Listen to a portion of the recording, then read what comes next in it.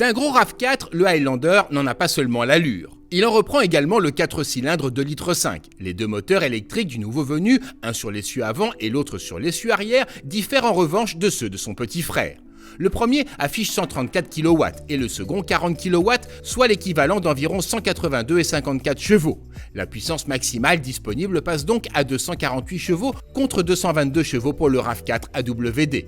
Cette poignée d'équidés supplémentaire est la bienvenue pour déplacer les 500 kg de ce SUV familial livré d'origine avec 7 places. Cela reste toutefois insuffisant pour doter ce Nippon Made in USA pour afficher ne serait-ce qu'une once de dynamisme. Et quand bien même la mécanique serait-elle tentée de montrer un peu de réactivité, la suspension clairement étudiée pour les highways d'outre-Atlantique aura tôt fait de rappeler le conducteur à davantage de retenue. La messe est dite, ce bébé de presque 5 mètres de long est fait pour la conduite en bon père de famille et rien de plus.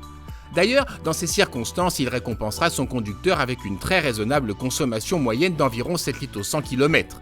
Quant aux passagers, ils seront ravis de ce choix. Tout d'abord parce que le Highlander dispense un excellent confort, mais également parce que, hormis au 3e rang, l'espace ne manque pas.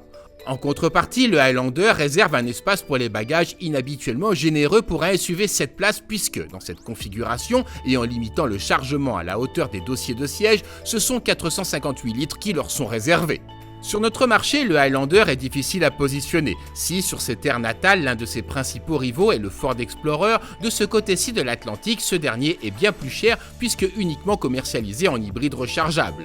Côté européen, il faut viser les BMW X5, Mercedes GLE ou, plus raisonnablement, Volkswagen Touareg. Mais là encore, à 62 500 € dans son unique finition lounge, le Highlander paraît presque abordable. D'autant qu'il joue la carte du tout compris. Sellerie cuir, clim trizone, chargeur de smartphone à induction, tout est d'origine, hormis le toit ouvrant et les peintures spéciales.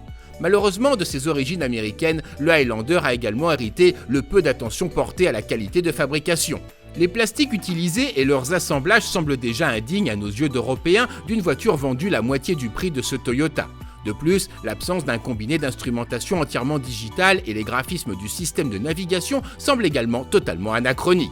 En conclusion, le Highlander possède deux forces, son système hybride éprouvé et peu gourmand et son absence de concurrent direct. Hormis cela, il peine à justifier un prix de vente qui reste conséquent à moins d'être un fan inconditionnel de la conduite à l'américaine.